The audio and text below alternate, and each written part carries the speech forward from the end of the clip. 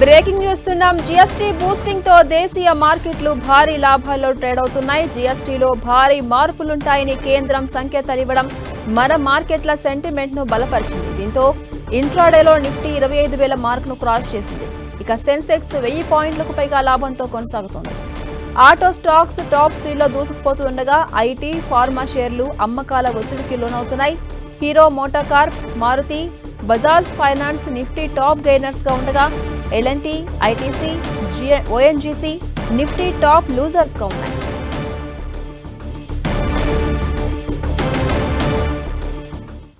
ఇక మరిన్ని డీటెయిల్స్ తెలుసుకునే ప్రయత్నం చేద్దాం. మార్కెటింగ్ ఎక్స్పర్ట్ క్రాంతి గారు మనకు అందుబాటులో ఉన్నారు. నమస్తే sir. Madam sir, GST boosting తో దేశీయ మార్కెట్లు భారీ లాభాల్లో ట్రేడ్ అవుతున్నాయి. ఇవాళ అనాలిసిస్ ఏంటి సార్, ఎలా చూడొచ్చు దీన్ని? అంటే మనం మార్కెట్ కనుక లాస్ట్ 1 మంత్ కనుక చూసినట్లయితే 6 వీక్స్ మార్కెట్ డౌన్ ట్రెండ్ లో ఉంది. నిఫ్టీ 24,500 కి దిగువగా రావడం కూడా మనం చూస్తున్నాం. కానీ ఏదైతే ఈ వీకెండ్ లో మార్కెట్ లో వచ్చినటువంటి boost, prime minister Modi announce చేసినటువంటి జిఎస్టీలో entry level slabs, next high end slabs.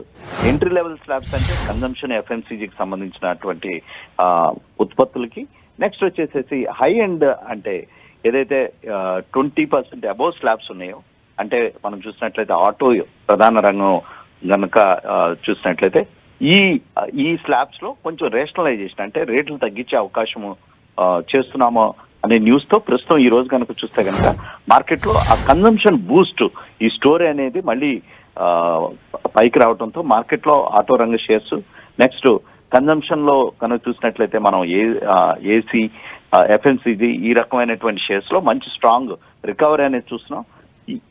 అంతేకాకుండా వీకెండ్ లో వచ్చినటువంటి ఏదైతే S&P రేటింగ్ అప్గ్రేడ్ ఉందో ఇండియన్ ఎకానమీ మీద, రేటింగ్ అప్గ్రేడ్ తో ప్రస్తుతం మనం నిఫ్టీ డిసైసివ్ గా, అంటే చాలా స్ట్రాంగ్ గా 25,000 లెవెల్ మీద ప్రస్తుతం ట్రేడ్ అవుతుంది.